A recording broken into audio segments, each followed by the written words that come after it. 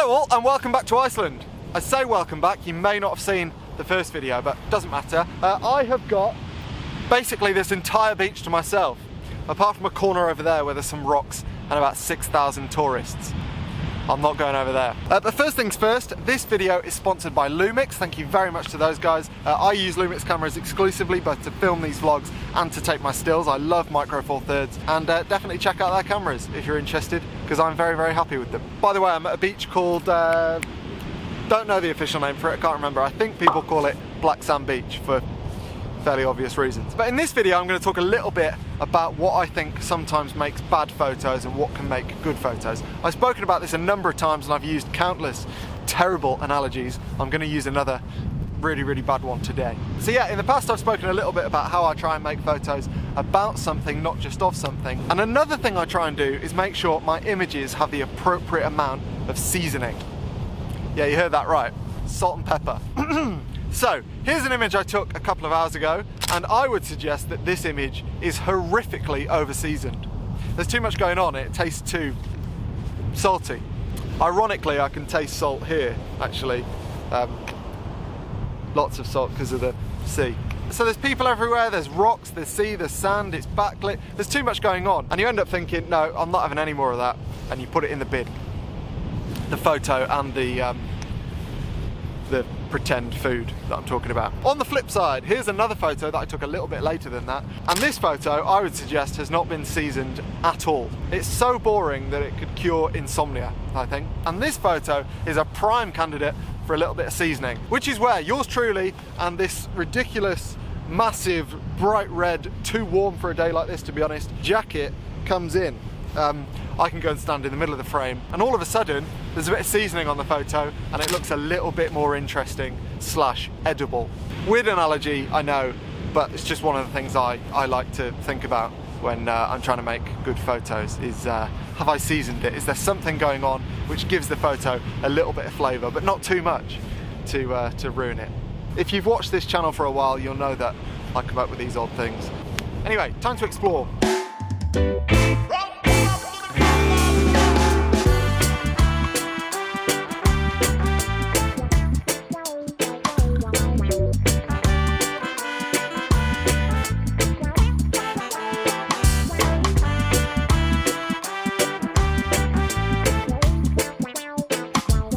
So sadly this is my last day in Iceland pretty much. Well, I've got tomorrow, but tomorrow I'm basically just travelling back to near the airport because I've got a really early flight the next day, so I need to drop the car off and stuff. So yeah, this is my last day of exploring, and well, only really my second day of exploring because yesterday was a bit of a washout.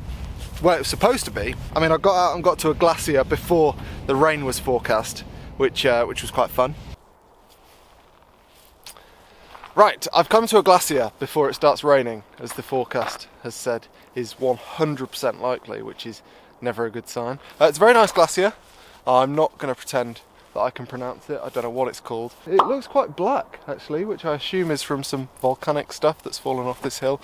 Geography lessons are completely free. It's not as impressive as the couple that I saw in Greenland, but then I think that's just going to be the story of my life from now on, that nothing is as impressive as Greenland. I think it's probably just completely ruined photography for me, but there we go. One thing I do find when I'm trying to take photos of glaciers is that it's really difficult to convey scale.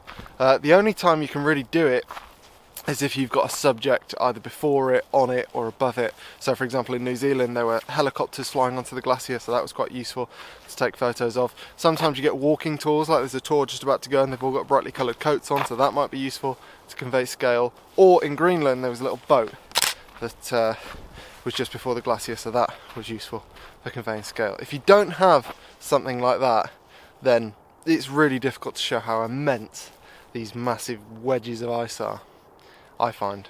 I mean, other people might know of a solution, but anyway, go and have a look, shall we?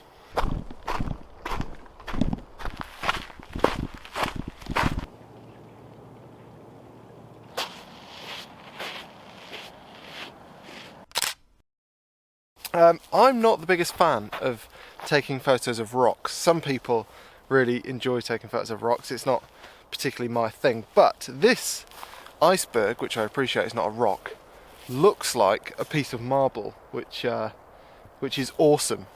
I think it's because it's got the volcanic stuff going through it.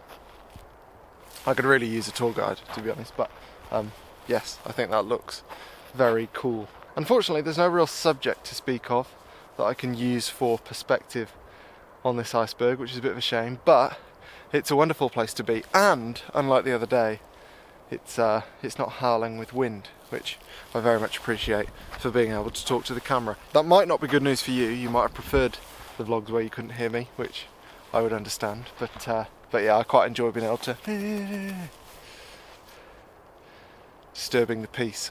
Yeah, so I did that, and then I went back to the hotel and did some editing and stuff and waited for the rain, but it never really turned up. So I was thinking to myself, well, I don't want to waste loads of time of my 3 days in Iceland in a hotel room if it's not actually going to chuck it down, which it was supposed to. So yeah, I decided basically to take the chance and to go out. And in the end, I decided to go to a little known spot that you may or may not have heard of.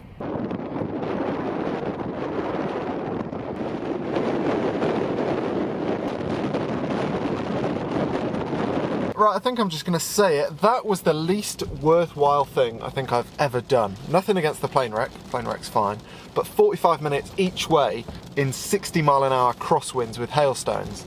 No, thank you. Also, just like I was talking about in Italy the other week, with the Leaning Tower of Pisa, by the look of this car park, I reckon hundreds of people a day walk that 45 minutes to go and see that plane wreck. And I'm going to say that the vast majority of them aren't history buffs or aviation geeks. I'm going to say they go because they've seen other people take photos of it or on it, and they want to take photos of it or on it. One of those things that's popular because it's famous, and famous because it's popular. So yeah, there we go. Although obviously I wasn't going to walk an hour-and-a-half round trip in those crosswinds without taking a photo myself, so I did. Yeah, I do apologise for my slightly bad mood last night. It was very windy. Anyway, speaking of tourists, look at this.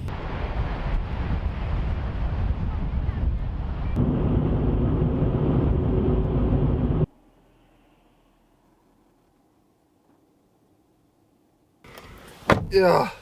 Since I've been here, I've had a couple of Instagram messages asking me something to the effect of, is Iceland still worth visiting? And that's not really a question I can answer, because A, I don't know what Iceland was like before Monday. I've never been before, so can't really say what Iceland was like in the past. And B, I've probably only seen about 1% of the country, and if somebody came to the UK and made a judgment about the UK having seen as little as I've seen of Iceland, I think that would be unfair. So I can't really judge Iceland. What I can say is that this particular area of Iceland, so like Skogar, Vik, basically the very bottom middle of Iceland, I think is maybe one of the most oversubscribed places I've ever been. I mean, don't get me wrong, it's lovely here, it's really, really nice, but for the number of tourists here, you'd think it was like heaven. And, well, I don't know. Maybe I'm just being grumpy. I think part of the problem is that I'm from the UK, and we're lucky to have really, really amazing coastline in the UK, as well as really nice mountains in not that big a country. So maybe I'm spoilt there. And also, I'm coming here off the back of a week-long trip to probably the best place I've ever been in East Greenland. So yeah, maybe I'm just a bit biased, but I just can't quite believe the number of people I've seen here. Also, I've met a number of photographers here this week, and it's interesting, I'd say 50% of them are genuinely really, really happy and excited to be here, and the other 50% kind of seem like they're obligated to be here. It's almost like they're outdoor photographers, and Iceland is where you come when you're an outdoor photographer, and so they've had to come here. And I don't know, it's interesting, like I think I probably have like a foot in both of those camps. Like, I'm really, really happy to be here, but also I'm here mostly because I've seen lots and lots of pictures of Iceland, and I've thought to myself, well, it's a bit ridiculous that I'm a photographer and I've never been to Iceland, so I should probably go, rather than thinking, oh my god, I really, really want to go to Iceland. And there are plenty of places in the world that I really, really want to go because I really, really want to go, not because I think I should go because I've seen lots of photos from there. So yeah, interesting. But yeah, as I say, I definitely can't judge Iceland because I've not seen anywhere near enough of it. And I will 100% be coming back to Iceland in the not too distant future.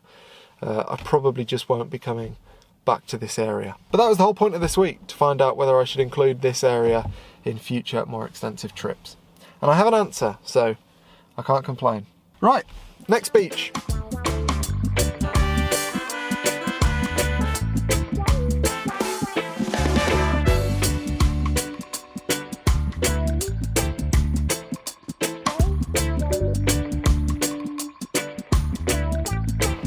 Welcome to a beach, another beach. Well, a headland really. Can't remember what it's called. Delray? No, Deerlay, not Delray. Delray's in Florida. And I think this might be my last location in Iceland. I'm so tired after the last couple of weeks. Been taking photos all day, every day, which I know is like a dream job and I'm very lucky to do it, but doesn't mean you can't get tired, and I just feel like I've got nothing left, which might be why I'm feeling a bit grumpy towards this part of Iceland, so maybe don't pay any attention to me. As you can see, the light is super harsh, so I'm struggling to find any compositions or photos that I can add some seasoning to. So what I think I might do is get the drone back up and try and get a shot directly down to the beach, because the black sand and the white water might make for quite nice contrast. So yeah, that's what I'm going to have a go at, I think. Well, I think that worked quite well actually, considering the conditions aren't ideal, but yeah, I'm quite pleased with that. Sorry if I've sounded a bit negative this afternoon. I think I am just tired and a bit spent, to be honest. Need some sleep, maybe a beer, maybe some fried food too. Yeah! Oh, it's gone bright. I'll be honest, I don't think I've got the energy for another location, which is mad really, because I have been thinking about coming to Iceland for years, and maybe I'm not making the most of the day, but I'm completely spent. And I imagine there might be some of you wanting to comment something along the lines of, "Oh, you're doing your dream job, I'd love to be taking photos in Iceland, why are you moaning about being tired?" And I get it. I imagine it's quite frustrating to hear someone moaning when I'm in a place like this taking photos. I mean, that's all I've got to do, but yeah, 2 weeks on the bounce of doing that all day every day is taking its toll, I think. I really hope my little story about seasoning photos made some sense. And yeah, in the next video I shall be at home in the UK, where hopefully it's a little bit less windy. It's rocking the car around. I mean, it's not a massive car, but I'll see you then.